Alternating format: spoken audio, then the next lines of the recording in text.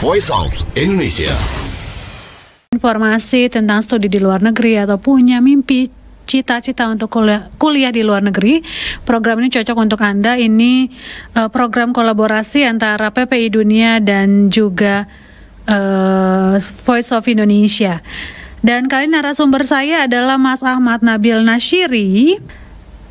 Sekarang sedang di Mesir, ini kuliah di Universitas Al-Azhar Kairo. Jadi penerima beasiswa Al-Azhar Kairo tahun 2018. Jadi sudah menyelesaikan masa studi S1 ya, dengan jurusan pendidikan di tahun 2023. Dan tentu juga aktif ya di berbagai organisasi, baik organisasi sesama pelajar Indonesia atau sesama pelajar asing nih pendengar. Dari PPMI Mesir, PPI DK, Tim Tengka sampai PPI Dunia. Dan seperti apa nih pengalaman cerita dari Mas Ahmad Nabil Nashiri? Kita sudah tersambung nih pendengar melalui Zoom. Kita sapa saja langsung. Halo Mas Nabil, apa kabar? Ya, alhamdulillah. Alhamdulillah ya, akhirnya ya bisa ngobrol juga ya. Tadi ada terkendala teknis nih pendengar dengan Mas Nabil, tapi alhamdulillah bisa teratasi. Mungkin bisa cerita dulu nih Mas Nabil tentang beasiswa Kairo yang diterima, beasiswa Al-Azhar Kairo yang diterima oleh Mas Nabil sendiri kemarin. Oke, jadi teman-teman, perkenalkan, nama aku Nabil Nashiri, asal dari Indonesianya, dari kota Lamongan. Oke, dulu waktu 2018 itu ceritanya aku mendaftar atau mencari informasi tentang bagaimana bisa melanjutkan studi di luar negeri. Nah, pada umumnya Kementerian Agama, Kemenak, itu setiap tahunnya membuka pendaftaran beasiswa untuk melanjutkan studi di Timur Tengah. Nah, salah satunya di Mesir. Pada waktu 2018 itu ada 3, ada Mesir, ada Sudan, dan juga ada Maroko. Nah, pada waktu itu banyak banget yang membuka jalur beasiswa. Salah satunya ada Kementerian Agama, habis itu ada Kedutaan Besar Mesir yang ada di Indonesia. Nah, setelah itu ada Ikatan Alumni Al-Azhar Indonesia, dan juga ada dari jalur pesantren, contohnya pesantren Pondok Modern dari Salam Gontor, dan juga salah satunya dari Ormas, ada dari lembaga NO, seperti itu. Nah, waktu itu yang daftar di Kementerian Agama itu ribuan banget teman-teman. Nah, itu sekitar berapa ya? 3.000-an apa 2.000-an. Tetapi yang masuk dalam beasiswa tersebut itu cuma hanya ada 20 orang. Dan alhamdulillahnya saya termasuk di salah satunya. Seperti itu teman-teman. Dan perjuangan untuk seleksi itu sangat berat teman-teman. Karena apa? Karena pesaing kita banyak banget. Bermodalkan hafalan Al-Quran. Hafalan Al-Quran itu cuma juz 1 dan juz 2. Itu udah mencukupi banget. Nah, tetapi basic tentang bahasa Arab itu juga diuji banget. Karena kenapa? Karena kita belajarnya di Timur Tengah. Nah, kalau kalian teman-teman belajarnya di Eropa, mungkin yang ditanya adalah bahasa Inggris. Tetapi kita kan tujuannya di Timur Tengah. At least yang ditanyain adalah diujikan bahasa Arab. Seperti itu. Nah, sebelum mengikuti tes juga, Anda juga mengikuti berbagai pelatihan tentang kiat-kiat lulus seleksi beasiswa tersebut. Jadi udah mempunyai bekal lah, seenggaknya nggak sangat mentah-mentah banget ketika mengikuti ujian seperti itu. Basicnya mungkin ditanya pakai bahasa Arab, kenapa kamu memilih Mesir sebagai tempat tujuan, seperti itu. Terus ketika kamu nanti kuliah di Mesir, jurusan apa yang akan kamu ambil, seperti itu. Pasti ditanya kayak gitu. Terus apa kontribusi kamu ketika kamu mendapatkan beasiswa? Apakah kamu akan melanjutkan sampai akhir atau enggak? Terus bagaimana kiprah kamu atau pandangan kamu setelah kamu lulus, seperti itu. Dan ala kulihal dari 3.000 itu alhamdulillah termasuk salah satu di dalamnya. Dan bukan cobaan ya, lulus di tahun 2018 dan berangkat itu di 2019. Jadi ada masa senggang 1 tahun seperti itu. Nah, dari kita yang lulus beasiswa, ada juga teman-teman yang lulus non beasiswa. Nah, kita diuji bahwasanya teman-teman non beasiswa itu datangnya lebih awal dari kita yang beasiswa. At least yang beasiswa kita menunggunya agak lebih lama, seperti itu teman-teman. Jadi di sini teman-teman yang non beasiswa itu menjadi kakak kelas kita dan kita menjadi adik kelas mereka tahun seperti itu. Jadi ya mungkin ada pepatah Arab ngomong bahwasanya mungkin Allah mengakhirkan kamu untuk masa depan yang lebih baik untukmu. Seperti Wah, itu. keren. Pepatah Arabnya ya luar biasa. Dan akhirnya sudah selesai 2023 kemarin ya Mas Nabil ya? Iya Kak, betul. Oke. Dan sekarang masih di Mesir? Ya Alhamdulillah Kak, jadi beasiswanya bisa lanjut ke jenjang magister atau S2. Dan sekarang sedang magister? Iya, sedang proses S2. Ambil apa nih? Kalau kemarin kan pendidikan ya. Kalau yang ini ambil apa Mas Nabil? Lebih mengkerucut ya, pendidikan manajemen kurikulum seperti itu. Oke, keren banget nih. Terus support nih buat Mas Nabil. Lalu apa yang harus disiapkan nih teman-teman yang mungkin mau studi di Mesir? Hal-hal penting apa nih yang harus dipersiapkan supaya lolos lah ya untuk bisa studi di luar negeri? Menurut Mas Nabil apa aja? Oke, untuk teman-teman yang ingin melanjutkan studi di Mesir, yang pertama yang harus disiapkan adalah research dulu. Jadi teman-teman harus mengetahui lapangan yang akan kalian tuju seperti itu.